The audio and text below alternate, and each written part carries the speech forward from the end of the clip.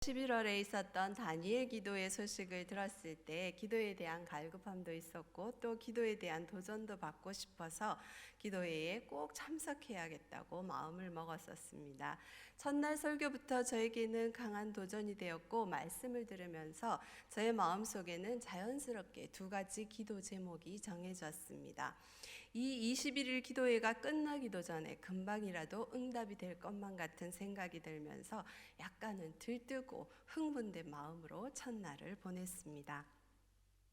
그 두 가지 기도 제목 중에 하나는 우리 생활에 필요한 물질을 채워주실 것이었습니다. 제 느낌에 기도의 기간 내내 저는 상당히 성령 충만한 상태였고 기도도 좀 잘 되는 편이었습니다. 첫 시간부터 은혜를 받았기 때문입니다. 하나님께서는 모든 성도를 다 기도에 대한 사명자로 부르셨지만 또 저 개인적으로도 하나님께서 좀 더 분명한 부르심이 있다는 그러한 생각이 더욱더 드는 그러한 시간이었습니다. 그리고 저희 사업장에 또 기도하면서 손님들이 조금씩 많아지는 것 같아서 남편하고 이야기를 손바닥만한 구름이 보이나 보다 이러면서 예, 기대하는 마음이 있었습니다. 그리고 또 이렇게 좀 많아지고 하니까 기도에도 재미도 붙는 것 같았습니다. 그러나 저의 기대와는 달리 살짝 보이던 구름이 어느새 사라지고 손님이 조금씩 줄어들기 시작했습니다. 이상한데 이러다가 괜찮아지겠지. 하나님 또 우리에게 너무 빨리 응답해 주시면 저희 교만해지지 않겠습니까? 그래서 이렇게 훈련시키는지도 모른다는 생각이 들면서 이렇게 마음을 달래어 보았습니다. 그러나 하루 이틀 시간이 지날수록 안 돼, 이렇게 더 늦어지면 안 되는데 그러면 우리가 결국은 기다리지 못하고 사람의 방법을 써야 하는데 하는 생각에 걱정이 스물스물 몰려오기 시작했습니다. 저는 돈을 버는데 능력이 없습니다. 거의 직장 생활을 안 해봤거든요. 그냥 남편 덕에 잘 지내왔습니다. 그런 저의 눈에 보기에도 우리 사업장의 구조가 계속 이렇게 손님이 연결되는 것은 쉽지 않다는 게 보여지기 시작했습니다. 그러면서 소위 사람들이 말하는 현실로 타격을 제가 받았습니다. 현타가 탁 보여지면서 밀려오기 시작했습니다. 그럼에도 불구하고 하나님이 역사하시면 못할 일이 없고 기도회 기간 내내 제게 주신 감동이 나름 있었거든요. 그것이 두려워하지 말라. 내가 너와 함께 한다. 내가 채우리라. 너는 내 자리에서 내게 맡겨진 일들에 충성해라 라는 그러한 감동이 제게 있었습니다. 그래서 이 감동은 그냥 내가 듣고 싶은 기대감이 나의 목소리가 되어서 내게 들려온 것인가 아닌가 하는 생각에 상당히 혼란스럽기 시작했습니다. 지금 나는 혹시 하나님께서 나와 함께 하시는 것을 나의 물질의 부족함을 채워주시는 것에서만 경험하려고 하고 있지는 않은가? 또 하나님은 나의 모든 환경을 통해서 우리의 신앙을 성장시키기 위해서 일하시는 분인데 내가 그런 하나님의 큰 그림은 보지 못하고 지금 나의 필요에만 눈이 멀어서 낙심하고 있는 것은 아닌가 하는 생각이 들었습니다. 혼란스러울 때는 우리가 말씀으로 돌아가는 것이 정답이겠지요. 그래서 저도 성경은 이럴 때 우리에게 과연 무엇이라고 말씀하시는지 보고자 하는 마음에 오늘 성경 본문이 생각났고 그래서 또 그 말씀에 의지하고 싶어서 이렇게 묵상을 해보게 되었습니다. 오늘 이 시간에 함께 은혜를 나누었으면 좋겠습니다. 오늘 본문은 산상수훈의 중간에 위치해 있고 이 산상수훈은 하나님 나라의 백성들이 반드시 알아야 할 것들, 하나님의 자녀들은 어디에 가치를 두고 살아가야 하는지 그리고 또 누구를 바라보고 살아가야 하는지에 대한 하나님 나라의 다스림의 원리들을 말하고 있습니다. 그도 그럴 것이 한번 여러분 상상하며 생각해 보십시오. 하나님의 나라가 예수님이 오심으로 인해서 임했습니다. 그러면 나라가 임했으면 누가 와야 되겠습니까? 왕이 와야 되겠죠. 우리 예수님이 왕이시지 않습니까?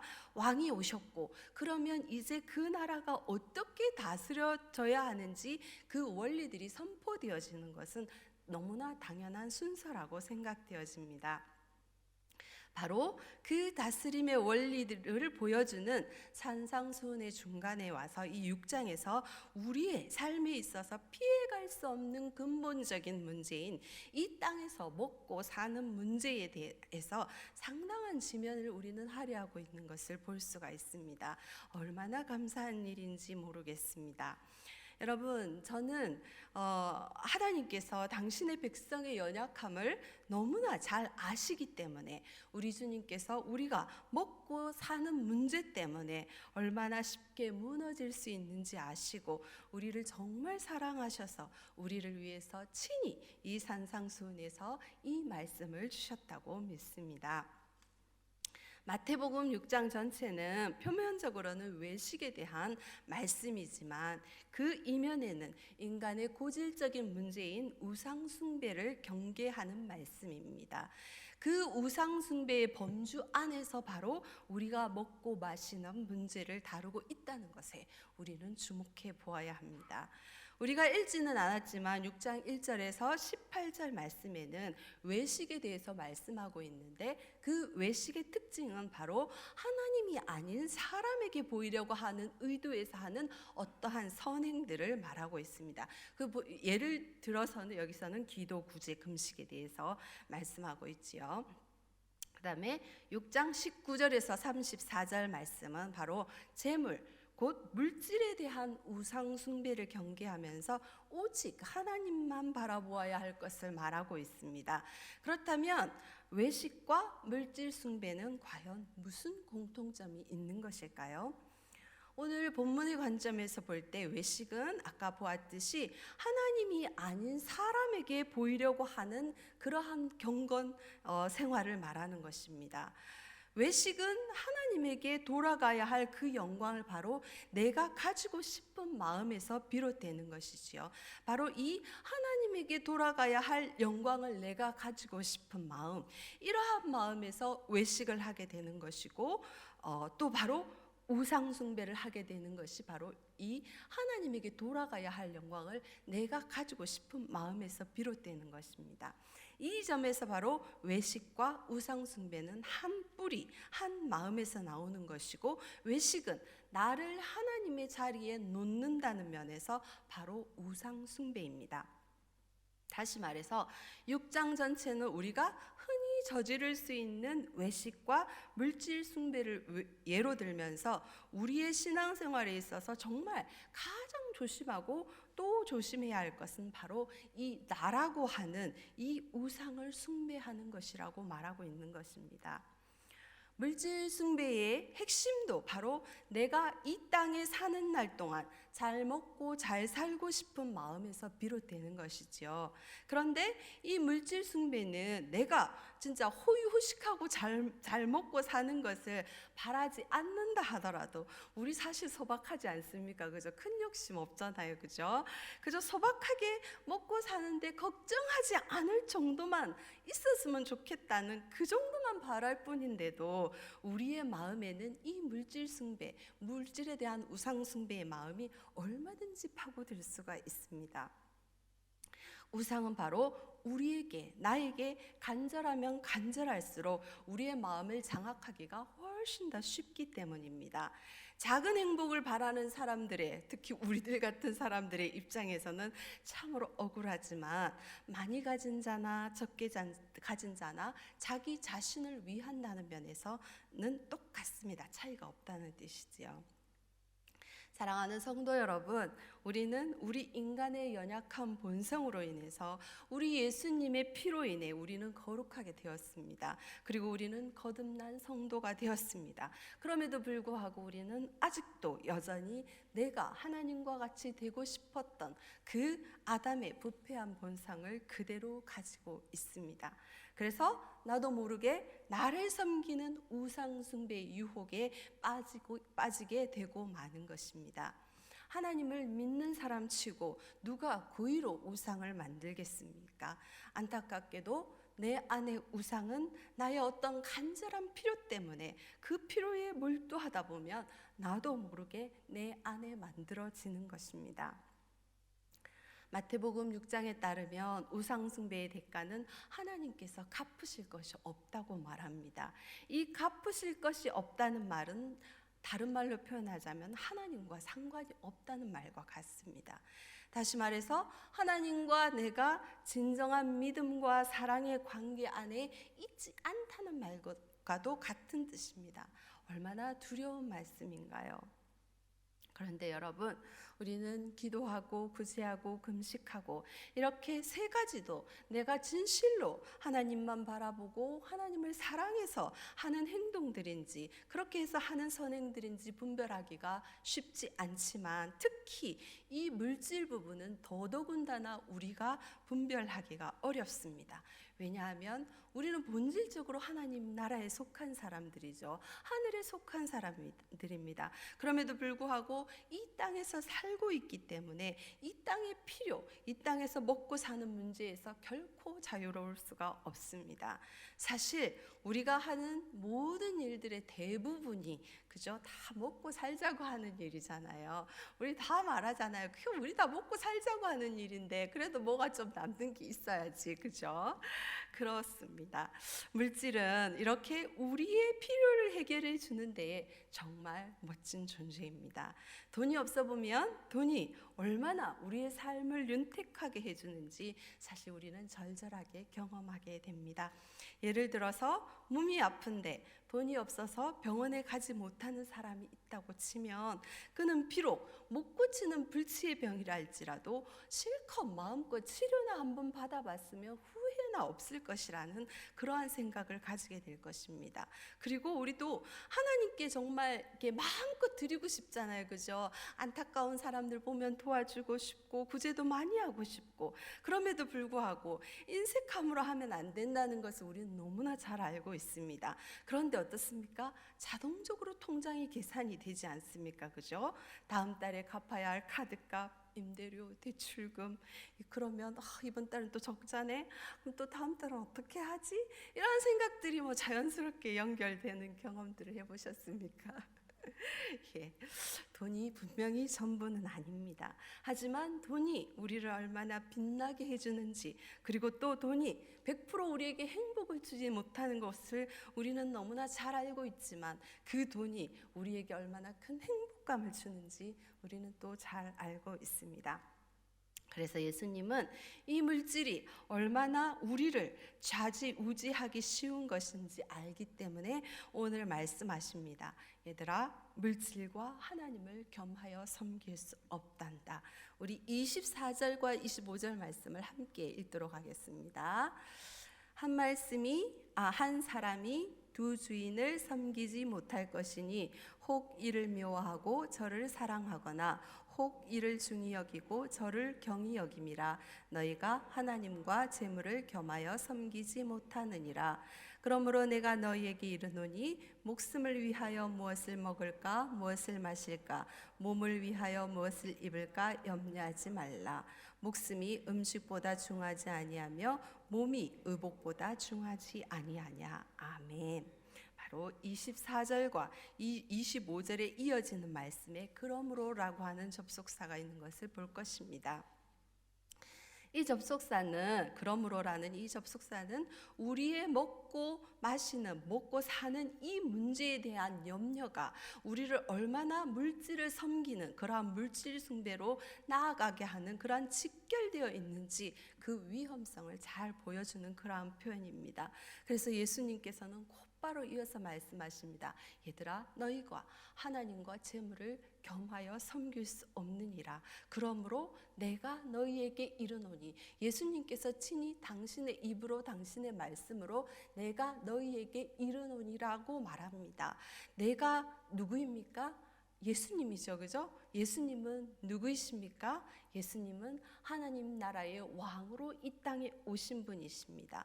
하나님 나라의 왕이라는 것은 하나님 나라, 곧 우리를, 성도들을 다스리는 통치자라는 것입니다. 그래서 우리를 다스리시는 왕, 우리를 다스리시는 주인이신 예수님께서 지금 우리에게 내가 너희에게 말한다라고 말합니다. 그러면서 먹고 마시는 문제 때문에 염려하지 말라고 말합니다. 그런데 여러분, 믿음이 있는 성도라고 해서 믿음이 있는 성도라면 먹고 사는 문제 정도는 하나님께 굳게 맡기고 걱정하면 안 되는 것일까요? 염려하면 정말 믿음이 없는 것입니까? 과연 이 말씀이 정말 그런 뜻일까요? 솔직히 말해서 정말 예수님의 이 말씀을 따라서 모든 것을 맡기고 염려하고 싶지 않지만 염려가 되는 것을 어떻게 하겠습니까? 저는 염려하지 말라는 이 말씀은 정말 순종하기가 어려운 말씀이라고 생각합니다. 왜냐하면 염려는 연약한 우리 인간에게 생존의 위험을 알려주는 신호이기도 하기 때문입니다. 염려는 사실 현실에서 우리가 뭔가 잘못되고 있다는 것을 감지하는 본능적인 그러한 감정인 것입니다. 학자들은 오늘 우리가 읽은 이 말씀을 무엇을 먹을까, 무엇을 마실까, 또 무엇을 입을까 염려하지 말라고 하는 이 말씀을 예수님의 아주 엄한 명령으로 해석하는 그러한 분들도 계십니다. 그 반면에 또 이 말씀을 우리를 아주 위로하는 위로의 은혜의 말씀으로 해석하는 분들도 계십니다. 저는 개인적으로 묵상하면 묵상할수록 이것이 어떤 엄한 명령이나 책망의 말씀이라기보다는 우리를 위로하시는 은혜의 말씀이라고 믿습니다. 비록 염려하지 말라가 명령형으로 쓰여져 있기는 하지만 우리가 이 말씀을 문맥을 따라 읽어가다가 보면 오히려 우리의 연약함을 아시고 그 안타까운 마음에 우리도 왜 부모가 되어서 자식들이 무언가를 가지고 무척 걱정하고 있을 때 어떻게 이야기합니까? 얘야 걱정하지 마. 엄마가 있잖아, 내가 있잖아, 도와줄게, 이렇게 이야기하지 않습니까? 이렇게 하는 것과 같은 그러한 마음으로 느껴지기 때문입니다. 저는 저의 이러한 이 해석이 제 개인적인 믿음일 수도 있습니다. 그러나 저는 그렇게 읽어도 예수님께서 말씀하시고자 하는 의도에 전혀 지장이 없다고 그렇게 생각합니다. 왜냐하면 다음에 연결되는 두 가지 예화 때문입니다. 우리가 읽었지만 다시 한번 같이 읽었으면 좋겠습니다. 26절에서 32절까지 말씀입니다. 26절부터 같이 읽겠습니다. 공중의 새를 보라. 심지도 않고 거두지도 않고 창고에 모아들이지도 아니하되 너희 하늘 아버지께서 기르시나니 너희는 이것들보다 귀하지 아니하냐. 너희 중에 누가 염려함으로 그 키를 한 자라도 더할 수 있겠느냐. 또 너희가 어찌 의복을 위하여 염려하느냐. 들의 백합화가 어떻게 자라는지 생각하여 보라. 수고도 아니하고 길쌈도 아니하느니라. 그러나 내가 너희에게 말하노니 솔로몬의 모든 영광으로도 입은 것이 이 꽃 하나만 갖지 못하였느니라. 오늘 있다가 내일 아궁이에 던져지는 들풀도 하나님이 이렇게 입히시거든 하물며 너희일까 보냐. 믿음이 작은 자들아. 그러므로 염려하여 이르기를 무엇을 먹을까, 무엇을 마실까, 무엇을 입을까 하지 말라. 이는 다 이방인들이 구하는 것이라. 너희 하늘 아버지께서 이 모든 것이 너희에게 있어야 할 줄을 아시느니라. 아멘. 예수님이 하시고자 하는 그 말씀을 증명하시고자 공중의 새와 들의 백합화의 이야기를 가지고 오십니다. 공중의 새는 심지도 거두지도 창고에 모아들이지도 않지만 하나님께서 기르신다고 합니다. 그리고 들의 백합화가 어떻게 자라는지 생각하여 보라고 하십니다. 수고도 아니하고 길쌈도 아니하되 하나님이 입히신다고 합니다. 누가 그것들을 입히신다고 합니까? 너희 하늘 아버지께서 하신다고 합니다. 너희 하늘 아버지가 누구이십니까? 예수님이 너희라고 한 대상자들은 바로 우리입니다. 바로 우리 하늘 아버지께서 그렇게 먹이시고 입히신다고 합니다. 우리가 믿는 하나님은 이렇게 하늘의 공중의 새와 들의 백합화까지도 아주 작은 부분까지도 세밀하게 다 간섭하시고 챙기시고 주관하시고 다스리시는 그러한 전능하신 하늘의 하늘 아버지십니다. 여러분, 하나님은 공중의 새까지도 들의 꽃까지도 주관하시고 돌보시며 사랑하시는 사랑이 많으신 분이십니다. 하물며 당신의 자녀를 먹이고 입히시지 않을까요? 우리를 돌보시지 않을까요? 우리를 지키시지 않을까요? 지키시리라고 믿습니다. 아멘. 참으로 든든하시죠. 그분은 우리를 먹이시고 입히시고 돌보시고 또한 지키시는 분이십니다. 이 말씀이 여러분들은 책망의 말씀으로 들리십니까?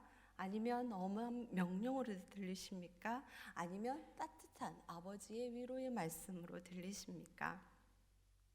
물론 저는 이 말씀을 읽을 때 드레베카파의 이야기를 읽을 때는 공감이 처음에는 안 됐습니다. 이거는 솔로몬의 영광이 더 큰 것 같은데라는 생각을 해보았습니다. 하지만 그것은 저의 세속적인 관점에서 비롯된 평가일 뿐이고, 거룩하시고 순수하신 우리 아버지 하나님의 기준에서는 솔로몬의 모든 영광들보다 그 이름 없는 들꽃 하나를 참으로 하나님 보실 때는 아무런 부족함 없이 온전히 채우시고 붙들고 그렇게 보살피셨다는 그런 의미일 것입니다. 이렇게 예수님은 정말 당신의 진심을 담아서 우리에게 친절하게 설명을 해주셨지만, 그럼에도 불구하고 어떻습니까? 우리는 네, 예수님, 아버지 믿습니다. 그런데 이상하게 또 염려가 됩니다. 이것이 사실 우리의 솔직한 고백이라고 봅니다. 이것이 바로 우리의 현실이고 또한 우리의 연약함입니다. 분명히 우리는 이 말씀을 믿는데도 염려는 내일 또 찾아오기 때문에 참으로 속상하기가 그지없지요. 그러면 우리는 어떻게 해야 할까요?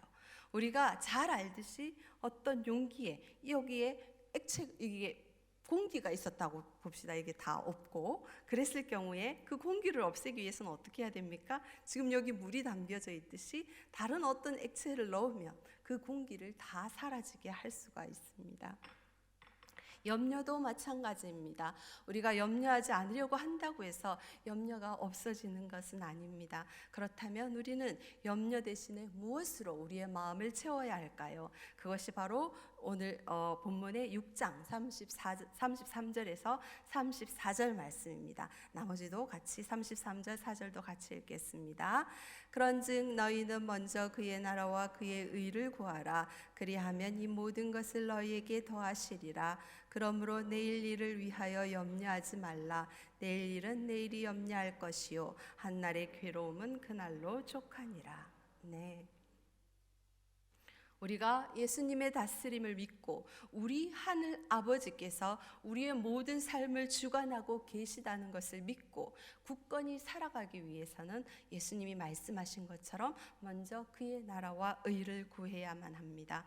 많은 사람들은 6장 33절의 말씀을 기도를 응답받는 비결로 오해하는 그러한 경향이 있습니다. 내 기도에 응답을 받으려면 하나님의 나라를 먼저 구하고 나서 그 다음에 나의 필요를 구해야 응답을 받을 수 있다고 생각하는 것이죠. 그러나 그것은 잘못된 믿음입니다. 여기서 먼저라는 말은 어떤 시간적, 순서적 우선순위를 말하는 것이 아니라 본질적으로 우리가 무엇을 추구해야 하는 것인가를 강조하는 그러한 표현입니다.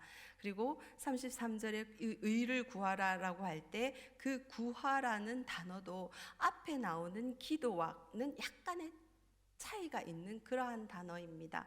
영어에서는 앞부분의 기도에 대해서는 pray 또는 ask를 사용합니다. 그래서 기도하는 하나님 앞에 우리가 말로나 이렇게 구하는 것을 표현하지만 33절에서 그의 나라와 그의 의를 구하라라고 말할 때 그 구하라는 seek를 사용합니다. 그것은 본질적으로 우리가 무엇을 기도하는 것뿐만이 아니라 뭔가를 바라보고 추구해야 할 그것이 무엇인가를 이야기할 때 이 seek를 사용합니다. 다시 말해서 우리의 삶의 목적과 방향을 하나님의 나라에 두라는 것입니다. 우리가 무엇을 기도하고 무엇을 기도하는가는 우리가 무엇을 추구하고 살아가고 있는가를 가장 잘 표현해 주기도 하지요.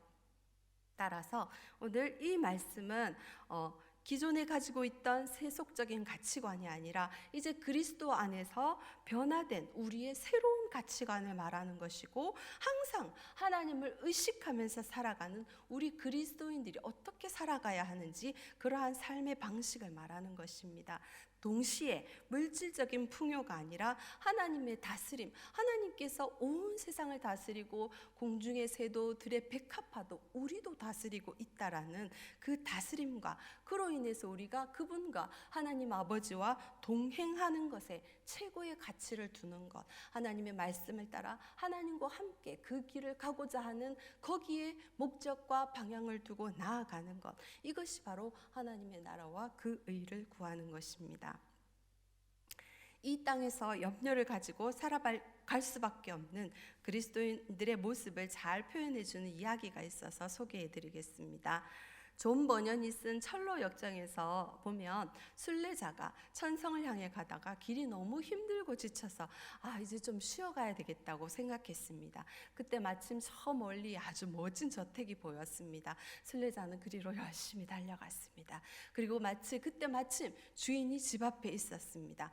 주인은 들어오세요, 좀 쉬었다 가세요, 이렇게 하는 거예요. 그런데 이 순례자가 막 좋아서 이제 좀 이제 쉴 수 있겠구나 하고 들어가려고 하는데 그 집 문 앞에 커다란 사자가 막 이게 으르렁대면서 그렇게 있는 것입니다. 그 순간 이 순례자는 발을 내디뎌서 들어갈 수가 없었습니다. 너무 두렵고 너무 떨렸기 때문입니다. 그때 주인이 말했습니다. 두려워하지 마세요. 그 사자의 목을 한번 보세요 하고 목을 보았더니 그 사자의 목에는 아주 굵은 밧줄로 사자가 꽁꽁 묶여 있어서 결코 이 순례자를 해칠 수 없는 그러한 상태에 있었다는 걸 보았습니다. 그래서 순례자는 용기를 내어서 또 걸어가려고 합니다.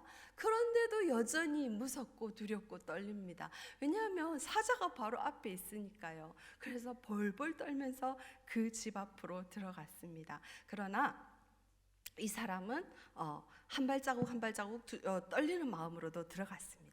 그렇습니다, 여러분. 이 땅에서 우리가 고난 가운데 살아가는 우리들도 이와 마찬가지라고 생각합니다. 우리는 이미 우리 하늘 아버지께서 우리의 삶을 주관하시고 다스리고 있다는 것을 믿고 있으면서도 사실은 또 염려하면서 그렇게 살아갑니다. 그러나 중요한 것은 우리가 여기서 포기하지 않고 멈추지 않고 앞으로 나아가고 있다라는 것입니다. 그러므로 여러분, 우리가 이 땅에 살면서 여러 가지 시험을 만나고 특별히 먹고 사는 문제로 인해서 앞이 막막하고 염려가 찾아올 때 우리는 오히려 공중의 새도 먹이시고 들의 백합화도 입히시는 하나님의 세밀하신 다스리심을 기억하면서 그렇게 하나님의 나라를 구하고 하나님과 지금 이 자리에서 우리가 살아가는 이 삶의 현실에서 하나님과 동행하기를 그렇게 간절히 바라고 추구하며 살아가야 할 것입니다. 그렇다면 하나님의 나라는 무엇일까요? 아까 앞에서도 설명했듯이 하나님의 나라는 바로 예수님을 믿는 우리들입니다. 하나님이 다스리는 나라가 바로 하나님의 나라이지요. 그래서 우리 믿는 사람들의 모든 삶, 우리의 일상도 하나님의 나라 안에 있습니다. 우리가 먹고 마시는 것, 우리가 눕고 일어나는 것, 우리가 예배하고 기도하고 구제하고 예수님의 이름 때문에 참고 견디고 이러한 모든 일들이 하나님의 다스림 안에 있는 것입니다. 지금 당장에 내 앞에 문제가 해결되지 않더라도, 그리고 하나님은 정말 지금 나의 기도를 듣고 계시나 안 듣고 계시나 알 수가 없어도 하나님은 지금도 일하고 계시고 지금도 이 땅을, 우리의 삶을, 나의 삶을 다스리고 계십니다. 그러므로 우리는 낙심했다가도 다시 일어서서 선하신 우리 하나님께서 우리를 붙들고 있다는 것, 우리의 삶은 우리 하나님의 손에 있다는 것을 믿고 우리의 삶을 통해서 이루실 그러한 하나님의 나라를 믿고 나아가야 할 것입니다. 하나님께서는 우리가 그 하나님께서 예비하신 그 영원한 기업을 이어받을 때까지, 그 나라에 온전히 들어갈 때까지 끝까지 우리를 책임지시고 우리와 동행해 주실 것입니다. 그러므로 삶의 여러 문제로 인해서 어려움이 찾아왔을 때 우리 하나님의, 우리 아버지의 다스리심을 굳게 믿고 오늘 하루도 그리고 하나님과 함께 그렇게 하루하루를 걸어가며 승리하는 우리 모든 광진 성도 여러분들이 되었으면 좋겠습니다. 아멘. 찬송 우리 시선 올려